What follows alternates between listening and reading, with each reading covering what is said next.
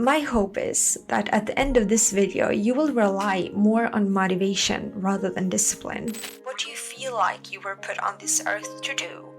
How would you like to be remembered?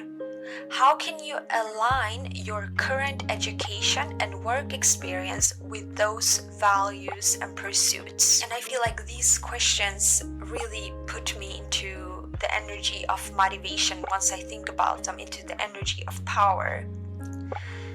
The answers motivate me. Hello everyone, I'm Adelina, I'm in public law, and I speak on motivation and productivity on this channel. Welcome back, those of you that have been here before. Today we are delving into a captivating topic that has resonated with me lately, and that is motivation versus discipline as a counter to power versus force. I got a thought-provoking comment a while back on a live chat, and it really caught my attention. And it sounded like this: motivation gets you started, discipline keeps you going. This statement encapsulates qualities like dignity, integrity, down-to-earth realism, I would say, and the ability to persevere. These qualities are essential for keeping the wheel of the world spinning, I would say.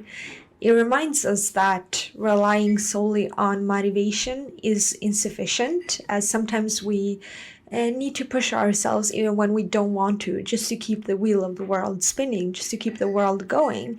If everyone just decided to stay home whenever they felt a little bad, that would be extremely, it would have really bad consequences for the world. So I do understand this concept, even for our long-term goals. I understand that we cannot only rely on motivation, we need to rely on discipline to be able to reach long-term goals and to be able to contribute to a functioning world. Motivation serves as the initial, the thought is that motivation is the initial spark that propels us forward, while discipline is the commitment and perseverance that, truly keeps us on track. I do agree with this concept and this mindset in its essential message, but I think that it's important to acknowledge that this statement can be interpreted a little bit differently by different people, depending on the individual. For example, those of us who tend to be hard on ourselves and have perfectionistic tendencies might internalize that statement a little bit too rigidly, becoming overly result-oriented. Let's explore a distinction that I read in a book by Dr. Hawkins in his incredible book, Power versus Force. He's definitely one of my new favorite authors, even comparing to Robert Greene and Clarissa Pinkola Estes, which those of you who have been with me for a while know that I'm completely obsessed with. So, into the topic, he argues that power is more effective than force. And I wholeheartedly agree. I'll briefly explain this theory, followed by practical tips to apply this in your life. And I equate power with motivation, and I equate force with discipline in these. This is the kind of the link that I made myself, while Dr. Hawkins only talks about power and force. My hope is that at the end of this video, you will rely more on motivation rather than discipline, although you will value both in their unique ways. Simply put, it's about getting your work done from a pleasurable place rather than a forceful and painful state. Delving into Dr. R. Hawkins' theory, power is a positive energy, while force automatically generates counterforce. These two fundamental expressions of energy operate at different levels of consciousness, as he explains it. Power operates at higher levels, promotes growth, harmony, and positive change. In contrast, force operates at lower levels and often leads to resistance and conflicts.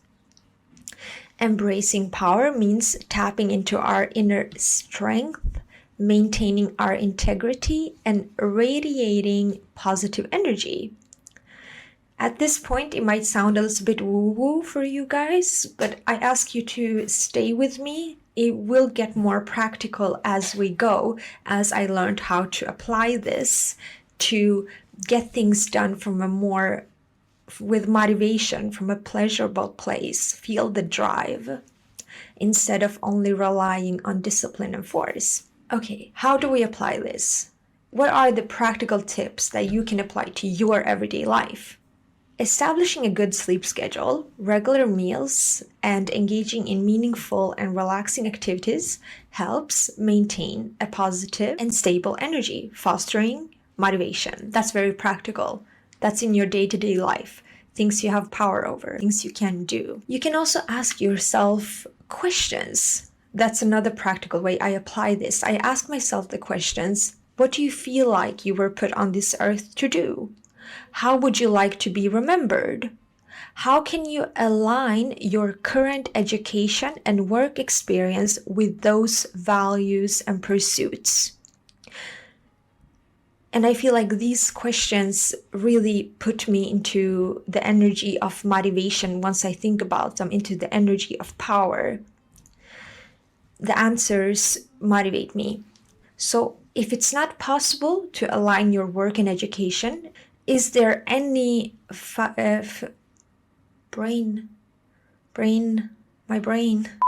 work, please, you can get involved with, like charity, in which you would increase your self-esteem and give meaning in being a part of your community and contribute with your uniqueness? That is another question you can ask to align those. Another question is, what boundaries do you have in relationships which maintain your self-esteem and therefore the positive energy of power? For example, it can be, I do not reach out to somebody who ghosts me, but if I see them again, I am kind to them, proving that I will remain solid. And to really delve deeper into meaning and purpose and this kind of cultivation of power, you read Power versus Force by Dr. Hawkins, but I would also recommend Robert Greene's Mastery for like really practical tips in reaching your goals in your academic and professional life. The core message here is to nurture our motivation while cultivating discipline. So let's strive for power instead of force. Power provides meaning, while force generates counter-force, causing feelings of inadequacy and fixating solely on perfect results, causing resistance within you and around you. I hope you can go back to the questions I provided and think about those and relate those to the bigger concepts I've talked about today. And I hope that you can do your work from a more motivated place. We all strive for quality outcomes, but we can't control everything. What we can control is our own actions. I don't know about you, but I would much rather get my work done and reach my goals from a pleasurable place, meaning rather than like force, resistance, and just fear and insecurity. So maybe we shouldn't rely completely on motivation as the original statement that provoked this whole thought process for me. But there is truth in that original statement, but maybe we should never stop striving for motivation. That's not what I want to do. I see value in trying to maintain the energy of power, synonymous to motivation in this case, as I linked it, and only using force when we have to. Because we all have better and worse moments in life. Of course, there will come times when relying on discipline makes sense. But in general, in your life, I want you to be able to do things from a driven place of motivation and power.